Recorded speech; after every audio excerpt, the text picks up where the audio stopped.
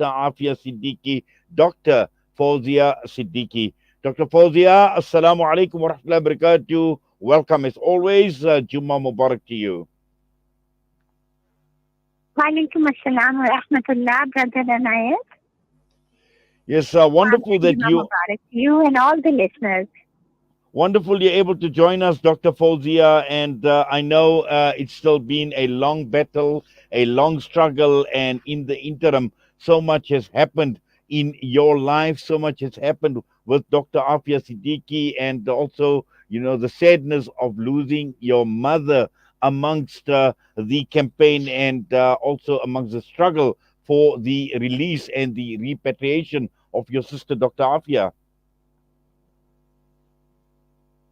Yes, brother, indeed. This year has been one which has been more difficult than usual. Yes. Now, Dr. Fauzia, let's talk about, the ongoing struggle. And I know you've made a number of representations over the years. And the latest one was on Wednesday, the petition that was filed for the release and the repatriation of your sister at the Islamabad High Court. Yes, indeed. This was a petition that was filed in 2015. And then after a couple of hearings, it was just put under the shelf and there was no one hearing this. And then suddenly the Islamabad High Court late last year, early this year, brought the case out again. And alhamdulillah, the hearing has taken a positive turn.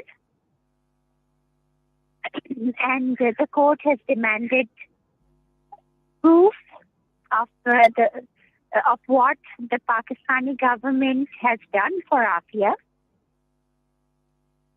They claim that they have asked and demanded for Aafia, and they have done everything that is possible. Yet they have failed to show any proof of any action whatsoever. Yes. So the judge has asked for the proof and has also asked the Foreign Office to talk to the American ambassador and wants to know what the ambassador here in Pakistan has to say about Aafia's status, about about her well-being, and about and a response to the request of the government to send Aafia home. Yes. So this is Now, the Dr. first time Fauzia. a strong stance has been taken by the court. Yes. Now, obviously, I think this is a very welcome move, and it certainly sounds very, very positive because for a long time now, and also in previous discussions that we've had, was the Pakistan government and, just standing by and doing absolutely nothing. We've seen so many governments come and go, we've seen so many prime ministers come and go, but the inaction for on the part of the Foreign Office, on the part of the government, on the part of the ambassadors that have been stationed in the United States of America has been of major concern, Dr. Fauzia. Very true. Very true. So hopefully, if they comply with the court's order, we will have a latest stand of where America stands in this situation and where the Pakistani government stands and what has been done and what has not been done. It seems pretty apparent that they really haven't done anything substantial or worthwhile, but hopefully this month will move things forward in a positive direction. Yes. Now, I seen one of the comments that were made, Dr. Fauzia, is according to the foreign ministry, and they informed the court that there has been no satisfactory response from the U.S. regarding the release of Dr. Afia Siddiqui. Now, do you buy into that argument that, when the foreign ministry makes a statement like this, or perhaps, putting the blame for its lack of inaction on the U.S. authorities? Brother, if I or you or anyone is going to send a letter to any department, the Department of Justice or anywhere in the US or even anywhere in today's day and age, you immediately get an automated response at least that we have received your response and we'll get back to you whenever. Right? I mean, now Yes. even people have these person automated responses. How can they say that they have not even received a receipt? And this is a diplomatic cable, so that is very difficult to believe and to digest. Well, certainly is, Dr. Fauzia. And just looking at, the Islamabad High Court, how seriously are they actually viewing this latest petition? I think, the court has also seen that and is understanding that the Foreign Office is just dwindling and has not really done anything substantial, and that is why it has now requested for the Secretary of Foreign Affairs and the Minister to sign every response that they send. Yes, Dr. Fauzia, obviously a request is one thing, but is the court in a position to enforce what it wants the Foreign Office to do?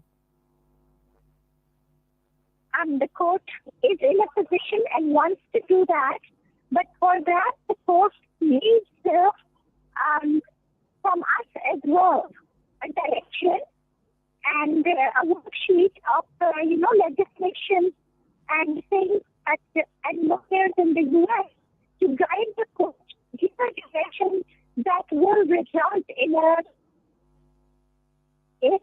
some kind of need for Aafia. Yes. Now, one of the Obviously now 5 years old. So all the things that we had submitted are 5 years old.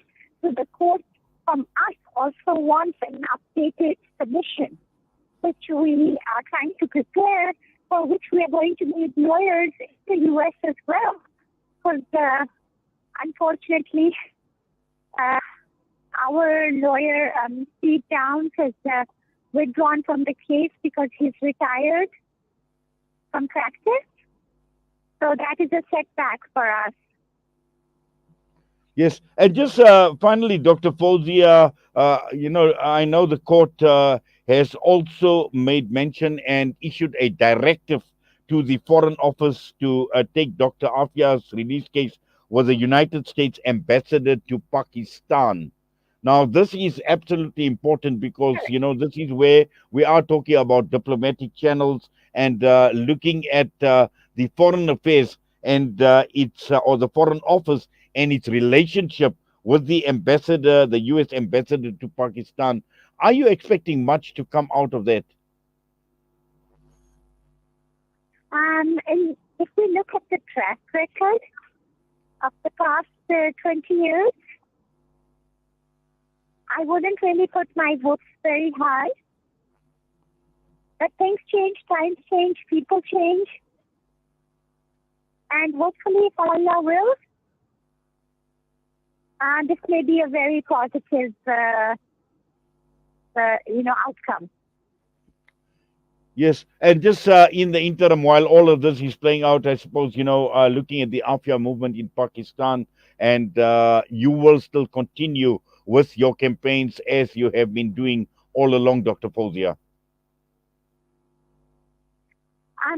Well, I think this court order has really given a boost to given a renewed hope to the movement and a new life to the movement. And we hope that together there, inshallah, will be a substantial move forward, and maybe we can enhance and boost our movement to a point where it can get to the right persons who have the power to exonerate Aafia. Well, Dr. Fauzia, Jazakallah khairan so much for that. And I know you've got a busy schedule this morning, but we do appreciate you taking time out and talking to us this morning.